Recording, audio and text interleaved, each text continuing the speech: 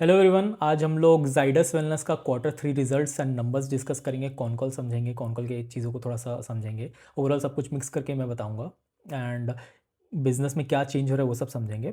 And most importantly मैं ये बताना चाहूँगा कि ये कंपनी को मैं पढ़ क्यों रहा हूँ, मुझे मतलब ये रेडार में कैसे आई, वो मैं थॉट प्रोसेस भी आपके साथ अभी शेयर कर देता हूँ। ठीक है, तो क्या है ना कि मैं स्क्रीनर में ना जाके देखता रहता हूँ बीच बीच में कि कौन सी कंपनीज़ में ग्रोथ आई है। Bye growth I mean revenue growth, क्यों आई है, कैसे आई है, वो सस्टेनेबल है कि नहीं, ये सब मैं खोजता रहता हूँ। ठीक है, तो जेड एस वेलनेस का नंबर काफ़ी टाइम से वही सिंगल डिजिट, सिंगल नहीं मतलब मिड डिजिट, मिड टीन्स 15 16 20% ऐसे ही चलता रहता था। ठीक है, इस बार इन्होंने कर दिया 110 15% का ग्रोथ। ठीक है, तो अब मेरे को जानना था कि भाई ये ग्रोथ आई क्यों है, किस वजह से आई है, क्या वो सस्टेनेबल है कि नहीं, या वन टाइम थिंग है, या फिर लेट्स से फ्यू क्वार्टर्स तक ही चलेगी नहीं। यही मेरा रीज़न था पढ़ने के लिए। एंड अगर वो मुझे कुछ अच्छा इंसाइट मिल जाता है कि आगे जाके इसको मैं कैपिटलाइज कर सकता हूँ, तो मैं जाके इसमें पैसे डालता हूँ। मतलब ये मेरा एक थॉट प्रोसेस हो जाता है। ठीक है, तो पहले नंबर समझ लेते हैं, फिर उसका समझेंगे। नंबर तो मैंने बता दिया, थोड़ा सा नंबर्स बिजनेस पे डिस्कस कर लेते हैं, उसके बाद फिर बिजनेस समझ लेंगे, फिर उसके बाद मैं वापस से सब कुछ कनेक्ट करके बताऊंगा। तो इन्होंने इस बार ना 963 CR का करीब करीब सेल किया, जो कि ईयर ओवर ईयर 110% का है। एंड अपना इबिट्टा मार्जिन इनका ना करीब करीब 6.3% इस बार है। लास्ट ईयर कुछ 3.3 था, मतलब ऑलमोस्ट डबल हो गया। ठीक है, तो ये एक चीज़ है, अपना लेके चलो।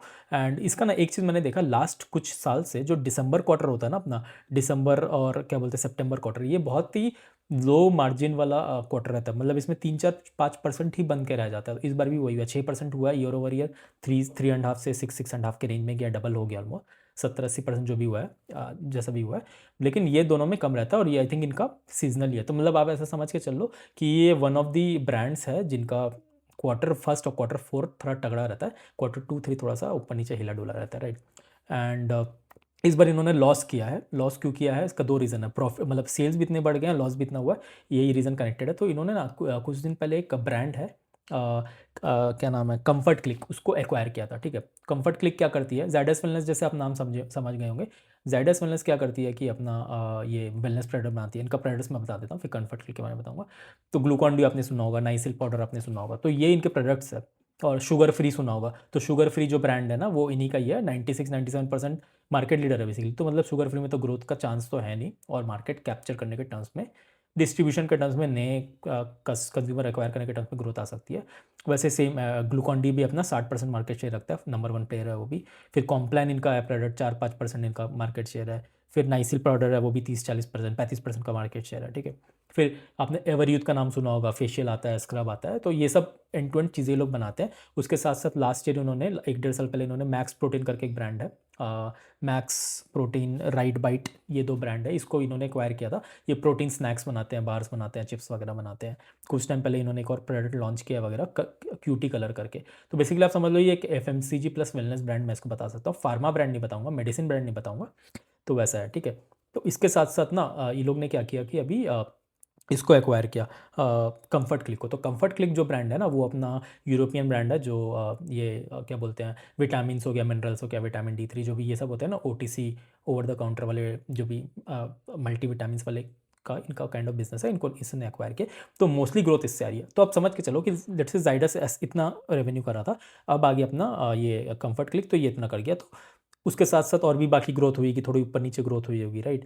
एंड मैक्स प्रोटीन भी जो है, प्रोटीन स्नैकिंग भी लास्ट 1.5 साल पहले इन्होंने एक्वायर किया था। तो ये सब मिला के आ गया। तो अब इससे मोटा मोटी तो अपना ग्रोथ तो इसी से आया ना, जो इन्होंने कंफर्ट क्लिक को लिया है। एंड ये बता भी रहे हैं कौन कॉल वगैरह में, कंफर्ट क्लिक का थोड़ा सा मार्जिन प्रोफाइल थोड़ा सा ज़्यादा है। ठीक है, एंड हाई ग्रोथ भी है, एंड वो ग्रोथ देख भी रहे हैं। तो अब इस ये जो भी ग्रोथ है ना, ये क्या होगा ना कि पहला ये बेसलाइन था, अब ये बेसलाइन इतना हो गया, इतना ज़्यादा हो गया।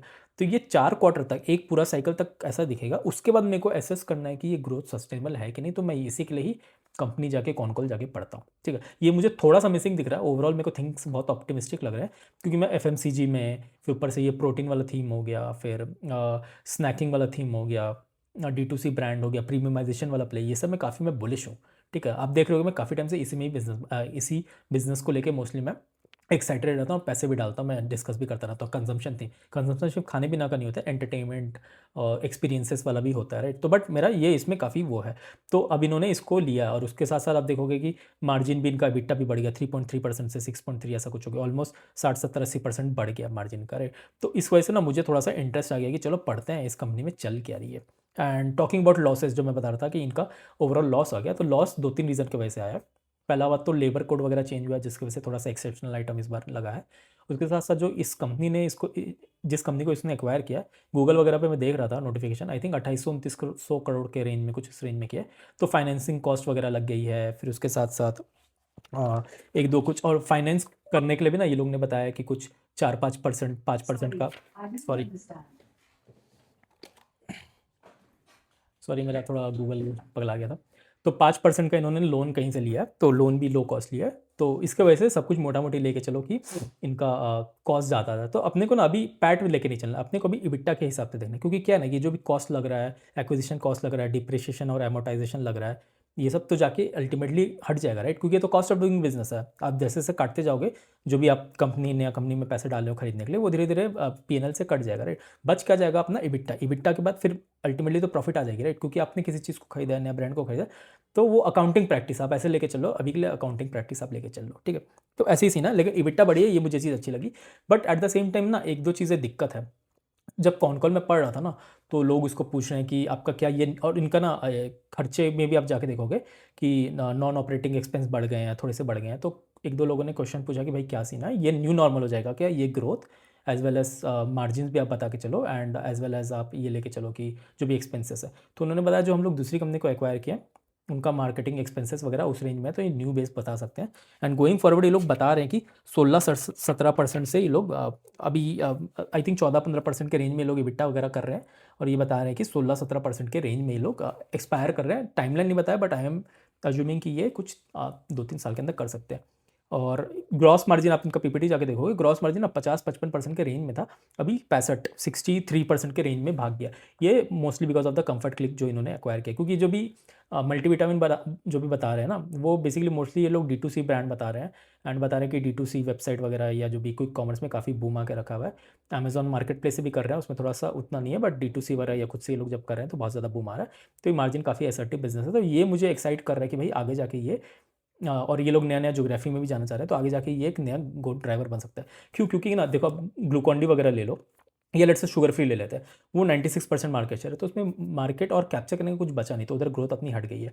नाइसिल आप जाके देखोगे, नाइसिल और ग्लूकॉन डी जो है ना, ये प्रोडक्ट है, लास्ट ईयर इतना नहीं चला था क्योंकि लास्ट ईयर ना बारिश ज़्यादा हो गई थी। अब जितने भी कंपनी जाके पढ़ लो, आप मिल्क कंपनी पढ़ लो, उन्होंने बताया था कि बारिश ज़्यादा हुई थी, जिसकी वजह से मिल्क के प्राइस बढ़ गए थे। आप एसी वाली कंपनी जाके पढ़ लो, उन्होंने बताया था कि बारिश ज़्यादा हो गई थी, जिसकी वजह से गर्मी ज़्यादा हुई नहीं, जिसकी वजह से वो लोग बेच नहीं पाए थे एसी वगैरह, ज़्यादा इन्वेंट्री बिल्डअप हो गया था। आदित्य विजन जाके पढ़ लो, ब्लू स्टार जाके पढ़ लो आप, या फिर आप पीजी इलेक्ट्रोप्लास्ट पढ़ लो, जो B2B बना के बेचती है, मतलब बनाती है, बेसिकली मैन्युफैक्चर करती है। तो जब गर्मी ज़्यादा होगी तभी आपकी ग्लूकॉन डी और नाइसिल जो पाउडर होती है खुजली वुजली वाला, आपने ऐड देखा होगा बचपन में, वो ज़्यादा पिएगा, राइट। तो ये बता रहे हैं कि आगे जाके लोग एक्सपेक्ट कर रहे हैं कि एक साल खराब चला गया तो नेक्स्ट साल नहीं जाएगा, विशफुल थिंकिंग बोल रहे हैं। बट डेटा हिसाब से, वेदर हिसाब से इन्होंने ऐसा कुछ फोरकास्ट बताया नहीं है। तो for me as a data driven person, मैं थोड़ा सा इसको पिंच ऑफ सॉल्ट की तरह लूँगा कि चलो ठीक है, नंबर्स देख के करूँगा। बट हाँ, having said that, Max Protein जो इन्होंने एक्वायर किया, और Max Protein, right bite, whatever, and ये कंफर्ट क्लिक, ये नेक्स्ट ग्रोथ ड्राइवर लग सकता है। कौन कौन में किसी ने पूछ भी दिया था कि अगर आप इसको कंफर्ट क्लिक को हटा दो, ये राइट बाइट को भी हटा दो, तो क्या हम लोग का ग्रोथ ड्राइवर कम हो गया, नंबर्स कम हो गया है क्या। तो ये बता रहे थे हाँ, कम हो गए हैं, उतना अच्छा नहीं है। तो ये एक चीज़ मुझे लग रहा है कि हाँ, कंसर्निंग है कि बेस बिजनेस नहीं है, but at the same time ये लोग इनऑर्गेनिक एक्विजिशन करके ग्रोथ करना चाह रहे हैं। अपने को तो अल्टीमेटली क्या चाहिए, ग्रोथ चाहिए ना, पैसा बनाना चाहिए। तो ये चीज़ मुझे एक अच्छा लग रहा है ओवरऑल कंपनी के बारे में। एंड यही है अपना मोटा मोटी इस कंपनी का numbers and business model. And ये लोग राइट बाइट जो ब्रांड है उसमें भी बता रहे हैं कि भाई ये लोग डिस्ट्रीब्यूशन, मतलब किसी ने पूछ दिया था कि भाई राइट बाइट में क्या चल रहा है, डिस्ट्रीब्यूशन हम लोग का ज़्यादा बढ़ जा रहा है या फिर क्या बोलते हैं अपने आप प्रोडक्ट ला रहे हो। तो इन्होंने बताया कि दोनों चल रहा है, मतलब ह्यूमंगस ग्रोथ तरीका से हर जगह से ठूस ठास के लोग बेचना चाह रहे हैं। एंड अभी पूरा थीम चल रहा है। फॉर एग्जाम्पल आप जाके देखोगे ना, आई थिंक दूध वाली कंपनीज पढ़ोगे, पराग मिल्क को पढ़ लो, वो भी प्रीमियमाइजेशन प्रोटीन का प्ले बता रहे हैं कि प्रोटीन की डिमांड बढ़ते जा रही है दिन पर दिन। तो यहाँ पे मैक्स ब्राइड अपना खेल कर सकता है, ठीक है।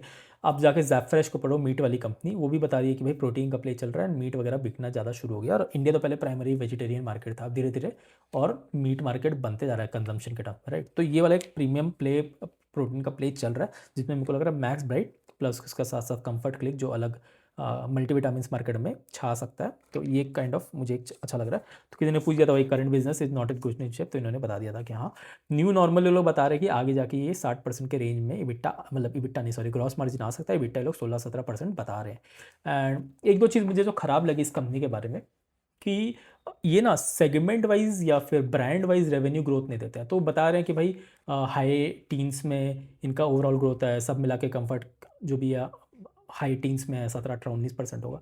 बट ना मेरे को गेज करने के लिए, जैसे इन्होंने 963-65 करोड़ किया राइट, तो कौन सा ब्रांड से कितना आ रहा है, कितना ग्रोथ आ रहा है, कौन सा लैग हो गया, कौन सा स्लो ऊपर नीचे हो गया, ये लोग ने अभी तक बताया नहीं है, पीपीटी में नहीं बताते हैं। ये बता रहे हैं कि मे बी 1-2 क्वार्टर के बाद ये लोग फाइनलाइज करके बताए। वो जब आ जाएगा ना तो मेरे लिए ये बिज़नेस को एसेस करना और ज़्यादा ईजी हो जाएगा। क्यों? क्योंकि अब लेट से कंफर्ट क्लिक अगर मेरे को पता चलता है कि ये लेट से 1/3 ऑफ द बिजनेस है। आई थिंक इंटरनेशनल में इन्होंने कहीं एक चार्ट दे दिया, नंबर्स नहीं लिखे थे। आई थिंक 25-30% इंटरनेशनल बिजनेस होगा जिसमें कंफर्ट क्लिक आ जाता है। अब let's say large chunk of the business let's say बहुत ज़्यादा फास्ट से ग्रो कर रहा है, मार्जिन भी बढ़ी है, तो मुझे एक आइडिया मिलेगा ना आगे जाके कि ऑपरेटिंग लेवरेज मिल सकता है। अब इनके फेस वैल्यू में मैं कहाँ से लूँ जब ये सेगमेंट वाइज बता नहीं रहे हैं।